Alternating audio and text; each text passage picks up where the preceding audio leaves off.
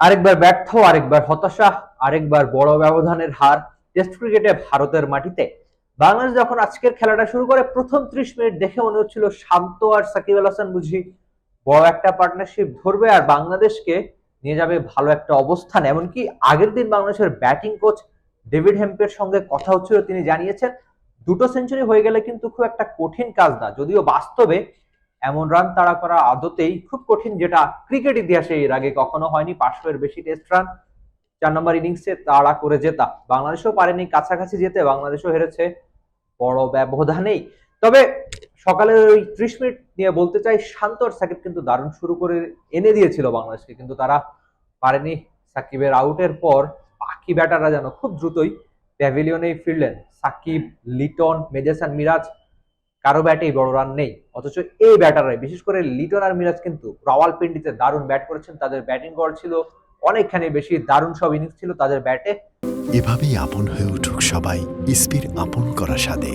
ইসপি, আপন করা স্বাদ। তারাই কিনা চিপকে তারাই পারলেন না চেন্নাইয়ে। তবে একটুখানি আশা যদি আপনি খুঁজতে চান, সেটা হতে পারে নাজমুল হোসেন শান্তর ব্যাটিং, তার ব্যাটে 80-52 রান। এছাড়া আর কোনো ব্যাটার বলার মতো স্কোর করতে পারেনি এই চেন্নাই টেস্টে। প্রথম টেস্টে একেবারেই ব্যর্থ বাংলাদেশের ব্যাটিং ইউনিট, সেটা অবশ্যই আপনি মানতে পারেন। তবে বাংলাদেশ ক্যাপ্টেন নাজমুল হোসেন শান্ত নিয়ে একটু আলাদা করে বলতে চাই, তিনি আদতে বলাতে বাধ্য করছেন। তার ব্যাটে সবশেষ আজকের আগে 10টা টেস্ট ইনিংসে একটাও 50 ছিল না। সেই ব্যর্থতা তিনি চেন্নাইতে অন্তত ভুলতে চাইবেন, ভুলতে পারেন। সেটাই বোধ করি বাংলাদেশের সবচেয়ে বড় পাওয়াগুলোর একটাই হবে। কারণটা হচ্ছে পুরো ব্যাটিং ইউনিট প্রথম ইনিংসে যেমন ব্যর্থ ছিল, দ্বিতীয় ইনিংসেও তাই। মুশফিকুর রহিম খুব বাজে আউট হয়েছেন, সেটা অবশ্যই বলতে হবে। মুমিনুল হক, যার আসলে দেশের মাটিতে খুব ভালো ব্যাটিং করে, কিন্তু বিদেশে সেটা 25-এরও কম, মানে বিদেশের মাটিতে অ্যাওয়ে টেস্টে নিজেকে হারিয়ে খোঁজেন। বাংলাদেশের সবচেয়ে সিনিয়র ক্যাম্পেইনারদের একজন টেস্ট ক্রিকেটে সেই মুমিনুল হক নিজেকে হারিয়ে খোঁজেন। মুশফিকের ব্যাটেও বড় রান নেই, যিনি রাওয়ালপিন্ডিতে খুব ভালো করেছেন, তিনিও হতাশ করেছেন। আর সাকিব আল হাসানের ব্যাটিং ব্যর্থতার গল্প তো অনেকখানি লম্বা হলো। সেই সাকিব আদতে কবে বাংলাদেশের জার্সিতে বড় রান পেয়েছেন, বোধ করি আপনাকে সেটা খুঁজতে হলে ইন্টারনেটে সাহায্য নিতে হবে, এমন একটা অবস্থা।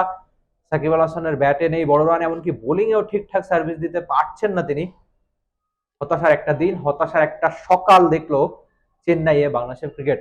মাঠে বসে এমন হার দেখা বোধ করি একটুখানি আক্ষেপেরই বটে। তবে আপাতত বাংলাদেশের হারের গল্প তো হলো, কানপুরে কি বাংলাদেশ ঘুরে দাঁড়াতে পারবে কিনা সেটা অবশ্যই আপনি জানিয়ে দিবেন টি স্পোর্টসের কমেন্ট সেকশনে। আপনার ভাবনাটা কি? কানপুরে কি বাংলাদেশ পারবে ভারতের সঙ্গে ফাইট করতে, নাকি আরেকবার হতাশার গল্প লিখবে বাংলাদেশের batting unit?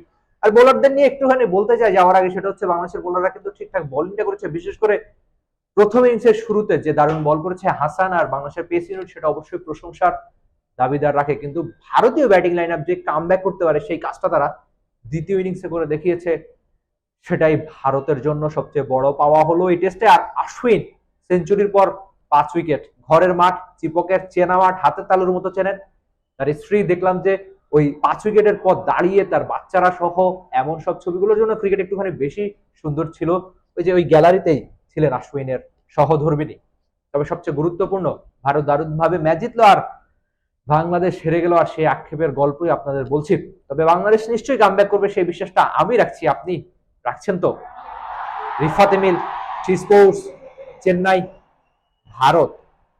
For more updates, subscribe to our YouTube channel and click on the bell icon. Follow us on Facebook and Instagram. Download T Sports app to enjoy exciting games and highlights. Visit tsports.com.